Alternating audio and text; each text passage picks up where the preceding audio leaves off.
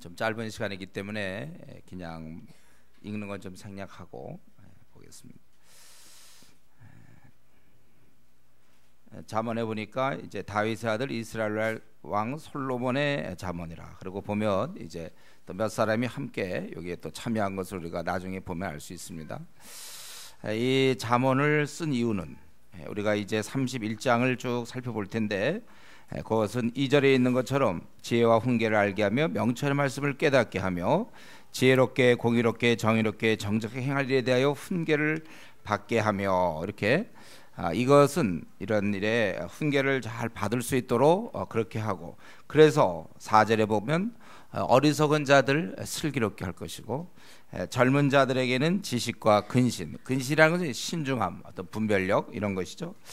또 지혜 있는 자는 학식을 더하고 명철한 자는 지략을 얻게 된다. 어떤 하나의 방향을 잘 알게 된다는 것입니다.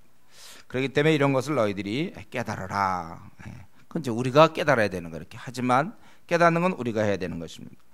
여호와를 경외하는 것이 지식의 근본이다, 시작이다. 여호와를 경외하는 것이 모든 것들의 근본이 되는 것이고, 그리고 미련한 자는 지혜와 훈계를 멸시한다. 그래서 우리가 이 잠언을 통해서 생각할 것은, 여기에 이제 지혜로운 자가 있고 미련한 자가 있겠구나, 의인이 있고 악인이 있겠어요. 그래서 우리가 어떻게든지 이걸 통해서 지혜로운 사람들이 돼야 되겠고, 우리가 하나님의 인도를 잘 받는 그런 사람이 돼야 되는 것입니다. 그래서 이 책의 목적이 나와 있고, 이제 이 목적이 여러 사람에게 이제 주어지는 것입니다.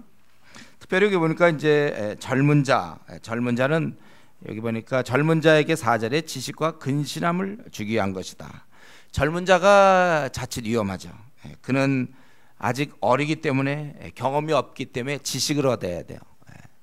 그러니까 충분한 그러한 경험이 없기 때문에 그는 지식을 얻어야 되고, 충동적이기 때문에, 정욕이 왕성하기 때문에 그는 신중하고 근신해야 되는 것입니다. 이것은 꼭 뭐 나이가 어리다 이걸 떠나서 모든 사람들이 사실 이런 면에서 조심해야 된다는 것입니다. 성경에 우리가 이러한 책이 있다는 사실, 얼마나 감사한지 모르겠어요. 하나님께서 우리를 지혜롭게 하고 온전케 하기 위해서 마련해 주신 책이라는 것입니다. 그래서 여러분들이 이번 잠언을 통해서, 시작인데요, 이걸 통해서 아주 하나님이 마련해 주신 그 지혜를 우리가 따라갈 수 있는 사람들이 돼야 됩니다. 그래서 이 책을 통해서 지혜롭고 아주 공의롭고 정직한 자가 되기를 노력할 것이고, 그럼 부지런히, 근데 이것을 우리가 하라고 해서 6절에 이러한 말을 네가 깨달아야 된다. 우리가 지식을 알아야 되고 깨달아야 되는 것입니다. 그런데 이제 이 지혜, 지금 지혜를 얘기하고 있는데, 이 지혜를 얻는 채널이 무엇인가? 거기 8절에 보니까 바로 부모님의 훈계, 내 아비의 훈계를 들으며 내 어머니의 법을 떠나지 말라. 부모의 훈계와 법을 따르는 것이, 이것이 하나의 지혜를 얻는 채널이 된단 말이에요. 이는 내 머리에 아름다운 관이요 내 목에 금사슬이라. 당시 유대인들은 하나님의 율법이 입에서 입으로 전해 내려왔어요. 그렇기 때문에 하나님의 그런 의도를, 하나님의 뜻을 잘 알 수 있는 그 수단이 바로 부모님이었습니다. 또 한 가지는, 부모는 인생을 많이 경험했기 때문에 깨달은 것이 많으며 무엇보다 자식을 사랑하기 때문에 가장 귀한 그 삶의 지침을 줄 수 있는 아주 적격자라는 것이죠. 목사님, 근데 우리 부모님 예수님 안 믿는데요. 그렇기 때문에 여러분들이 이제는 자신이 PBS를 통해서, 성경 연구를 통해서, 혹은 성령 충만한 어떤 그 목회자의 그런 가르침을 통해서 여러분들이 그것을 얻어야 되는 것입니다. 그리고 이제 이 지혜를 얻는 채널이 부모님이라면, 지혜를 버리게 하는 채널이, 여기 보니까 주위에 악한 자가 있다고 그랬습니다. 악한 자가 너를 깰지라도 따르지 말라. 그러면서 특별히 우리 인간이 갖고 있는 그런 욕심, 이런 것들을 이제 부추긴단 말이죠. 그래서 그들이 내게 말하기를 우리와 함께 가자. 우리가 가만히 엎드렸다가 사람의 피를 흘리자. 죄 없는 자를 까닭없이 숨어 기다리다가 그들을 산채로 삼키며 무덤에 내려간지 통으로 삼키자. 그래서 우리가 온갖 보화를 얻으며 빼앗은 것으로 우리 집을 채우리야. 그리고 함께 제비 뽑고 함께 전대 하나만 두자. 이 젊은 사람에게 그를 인정해주고, 너 우리 같은, 너 쉽게 얘기하면 조폭의 멤버로 받아주겠다. 그래서 같이 빼앗자. 그러고서 그 빼앗은 건 함께 나눌 것이다. 이것은 결국은 이제 좀 약간 극적인 표현이지만 이 재물을 취하는 악한 길의 대표적인 것이 돈 아닙니까? 그러니까 이제 그럴 때 뭐라 그랬습니까? 내 아들아, 그들과 함께 길을 다니지 말라. 네 발을 금하며 그 길을 밟지 말라. 이제 그가 할 일은 뭐냐면 스스로 그 길을 이 악한 꾀임에 빠지지 않고 그들을 갖다가 함께 가지 말라는 것입니다. 그건 본인이 이제 해야 되는 것. 이 사람들은 그 19절에 보면 이익을 탐하는 자라고 그랬죠. 이런 자들은 다 자기 생명을 잃게 한다. 그들의 하고 있는 일은 결국 파멸뿐인 것입니다. 그래서 거기 그 발은 악으로 달려가며 피를 흘리는 데 빠름이고 17절 새가 보는 데서 그물을 치면 헛일이거늘 그들이 가만히 엎드리면 자기의 피를 흘릴 뿐이요 자기의 생명을 해할 뿐이라. 이익을 탐하는 모든 자의 길은 다 이러하여 자기의 생명을 잃게 하느라. 여기서는 지금 대표적인 돈을 추구하는, 다른 말로 자기의 욕심을 추구하는 그 길은 안 된다는 거예요. 하나님을 경외하는 길을 취해야지 이렇게 잘못된 길을 추구해서는 안 된다는 것입니다. 결국은 욕심을 자극해서 유인하게 되고 그 결과는 파멸이라는 것입니다. 그렇기 때문에 지혜 있는 자들은 부모의 말씀을 따를 것이고 결국 이익을 탐하는 자는 친구의 말을 따르는 것입니다. 이것이 바로 지혜와 어리석음의 아주 극명한 대조죠.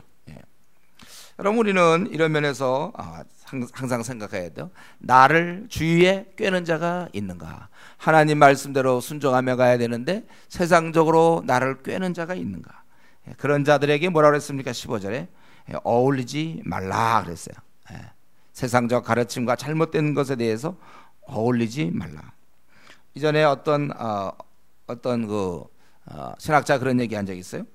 그들과 다니는 모험을 시도한다면 얼마 후에는 그들과 함께 달려가는 자신을 발견하게 될 것이다. 그래서 이 악인의 꾀를 쫓고 그들과 함께 자리를 같이 안 하는 것이 좋은 것입니다. 그래서 아예 금하는 거예요. 함께 길에 다니지 말라.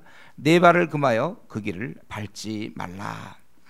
여러분, 우리가 이 땅에 살아갈 때 이러한 재물을 탐하는 것, 우리를 하여금 꾀는 자에 대해서 우리가 조심해야 되는 것입니다.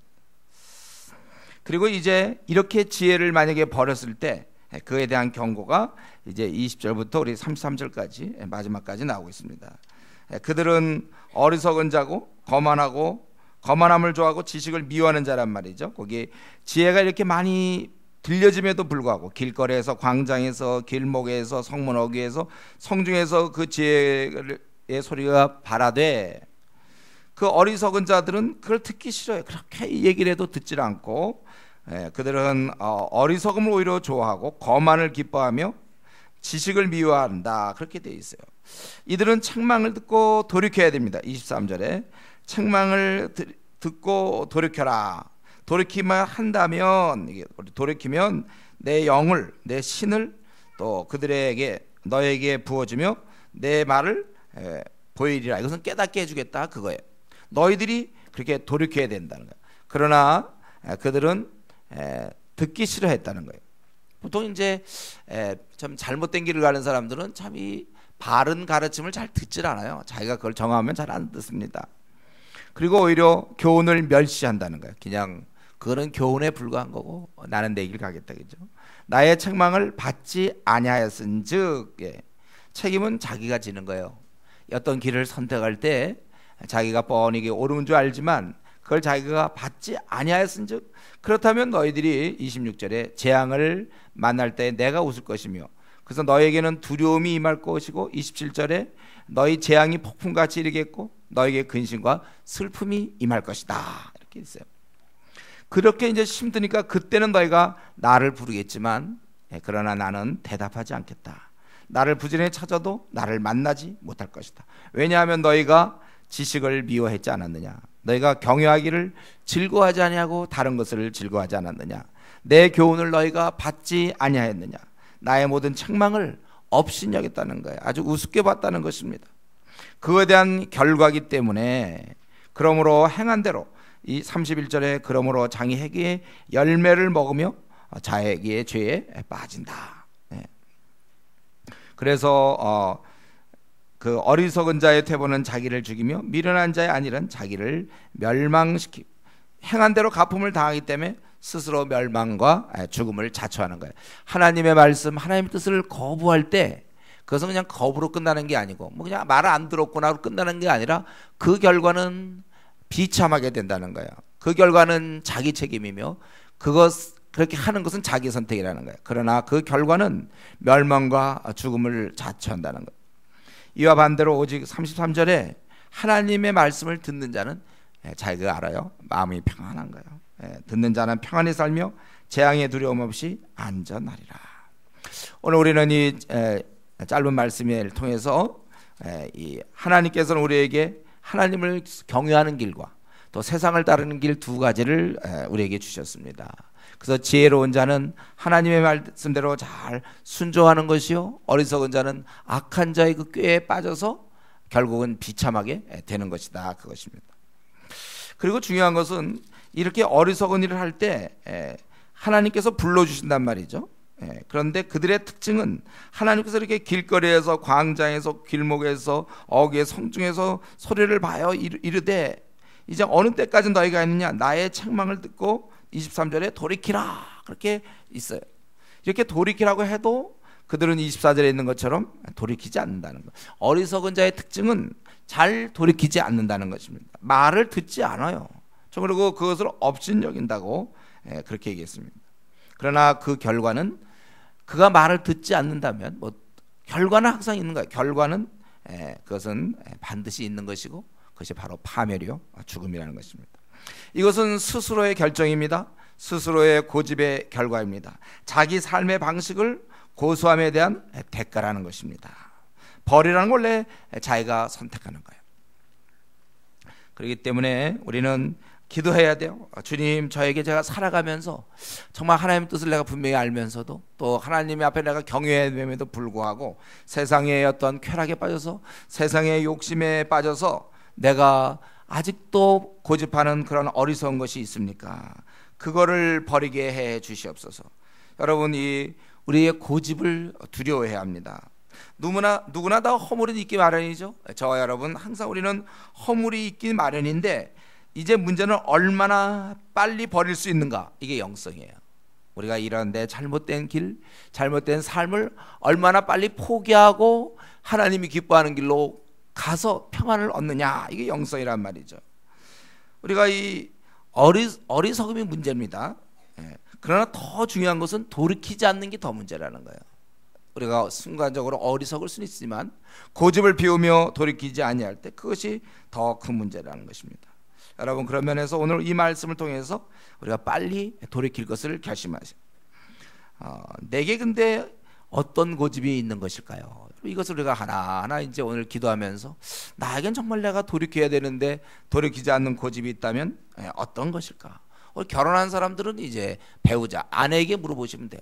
또 남편에게 물어보세요. 내가 뭐 어떤 걸 내가 좀 돌이켜야 되는데 돌이키지 않는가? 그리고 이 돌이키는 것은 우리 아까 자기 책임이 말했어요. 23절에 책망을 듣고 돌이켜라. 이것은 어디까지나 자기가 결단해야 되는 것입니다. 그리고 우리 33절에 있는 것처럼 내 삶을 참 평안히 살기를 원하는가? 하나님이 축복한 그 길을 내가 가면서 평안을 누리기 원하는가? 그렇다면 답은 아주 의외로 간단하죠. 하나님의 말씀. 여기에서는 이제 내 아비의 훈계를 들으며 내 어미의 법을 떠나지 말라. 이는 내 머리에 아름다운 관요, 내 목에 금사실. 즉 말씀을 자기가 잘 순종하는 것.